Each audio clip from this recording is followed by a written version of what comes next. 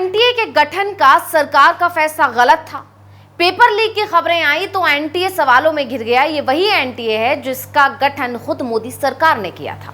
नमस्कार, मैं हूं अंशिता श्रीवास्तव। एनटीए संदेह के दायरे में आ गया तो विपक्ष हमलावर हो गया। विपक्ष का कहना है कि प्रवेश परीक्षा की जिम्मेदारी एनटीए को देना सरकार का गलत फैसला था। अब जब एनटीए घिरा है तो ये जानना भी जरूरी है कि आखिर एनटीए का गठन कब हुआ था, कैसे हुआ था और ये कैसे काम करता है। लेकिन उससे भी बड़ा सवाल ये कि आखिर एनटीए संदेह के दायरे में आया क्यों है। तो सबसे पहले इसी सवाल से शुरुआत करते हैं कि आखिर ऐसा क्या हुआ जो इसके गठन पर ही सवाल उठने लगे। दरअसल इसकी वजह है पेपर लीक होने के आंकड़े बताते हैं कि पिछले 5 साल में कई पेपर लीक हुए हैं। अगर हम देश के पिछले 5 सालों के पेपर लीक का रिकॉर्ड देखें तो लगभग 15 राज्यों की कम से कम 45 सरकारी भर्ती परीक्षाओं का पेपर लीक हुआ है। इससे उन सभी 1.5 करोड़ अभ्यर्थियों पर बुरा असर पड़ा है जो सरकारी नौकरी की तैयारी कर रहे थे। पेपर लीक की घटनाएं केंद्र और कई राज्यों में कानून बनने के बाद भी जारी हैं। पेपर लीक की समस्या को देखते हुए कई सरकारों ने भर्ती एग्जाम ही कराना बंद कर दिया। रेलवे भर्ती बोर्ड की परीक्षा का पेपर इसी साल जुलाई में लखनऊ में लीक हो गया।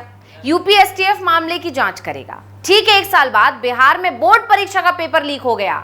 बीजेपी ने उस वक्त बिहार में इसे बड़ा मुद्दा बनाया। सभी पेपर लीक सरकारी कार्यों से जुड़े हैं। रिपोर्ट के अनुसार 1.5 करोड़ लोगों पर सीधे पेपर लीक का असर पड़ा।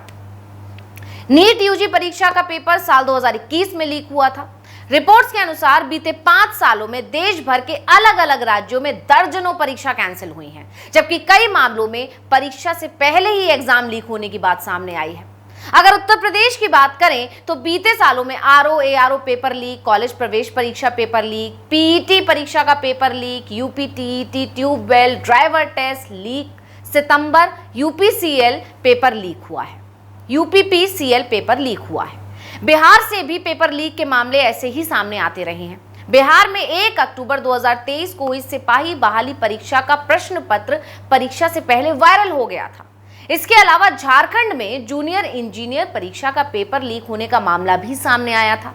जेईई भर्ती परीक्षा 1562 से ज्यादा पद के लिए डिप्लोमा स्तर जूनियर इंजीनियर संयुक्त प्रतियोगिता परीक्षा का विज्ञापन दिसंबर 2021 में निकाला गया था और पेपर लीक के कारण परीक्षा रद्द हो गई। राजस्थान से भी काफी पेपर लीक के मामले सामने आए। राजस्थान में 2019 से औसतन हर साल 3 पेपर लीक हुए हैं, जिससे 40 लाख से ज्यादा छात्र प्रभावित हुए हैं। 26 मामलों में से 14 पिछले 4 वर्षों में हुए हैं।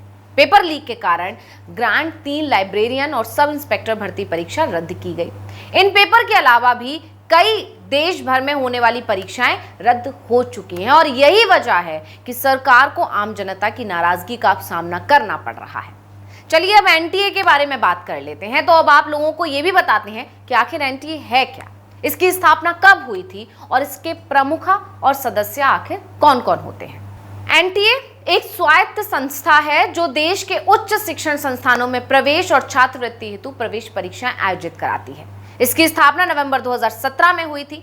दिसंबर 2018 में एनटीए ने पहली यूजीसी नेट की परीक्षा कराई थी। तो एनटीए का उद्देश्य प्रवेश और भर्ती के उम्मीदवारों की योग्यता का आकलन करने के लिए पारदर्शी और अंतर्राष्ट्रीय मानकों की परीक्षा का आयोजन कराना होता है। ज्ञान प्रणालियों में कमियों की पहचान करने और उन्हें पाटने के लिए कदम उठाने के लिए शैक्षिक, पेशेवर और परीक्षण प्रणालियों पर अनुसंधान करना भी इसी का काम होता है। परीक्षा प्रश्न निर्धारित करने में विशेषज्ञों और संस्थानों की पहचान करना, शिक्षा और व्यावसायिक विकास मानकों पर सूचना और अनुसंधान का उत्पादन और प्रसार करना।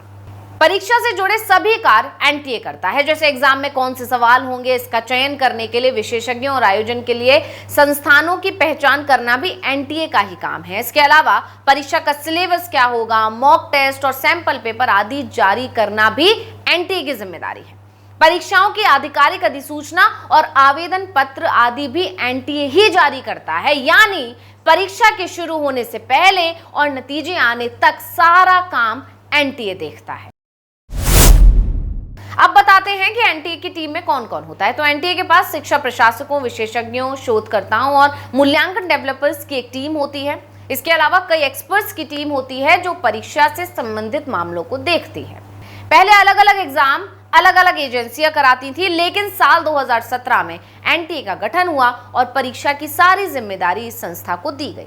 इसके साथ जब एनटीए बना और शिक्षा नीति की घोषणा की गई तो यह दावा भी किया गया कि नीट इसलिए शुरू किया जा रहा है जिससे पूरे देश में एमबीबीएस के एडमिशन में सबको बराबर का मौका मिले। लेकिन इसके उलट हुआ क्या? पेपर लीक के मामलों में तेजी आ गई।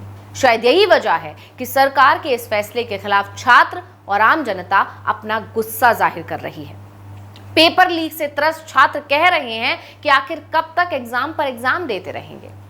तो एनटीए के गठन को लेकर आपका क्या कहना है? आपको क्या लगता है, क्या सरकार को अब अपना यह फैसला बदल देना चाहिए और इस पर ताला लगा देना चाहिए? आप कमेंट करके अपनी राय जरूर दीजिए और मुझे इजाजत दीजिए। नमस्कार।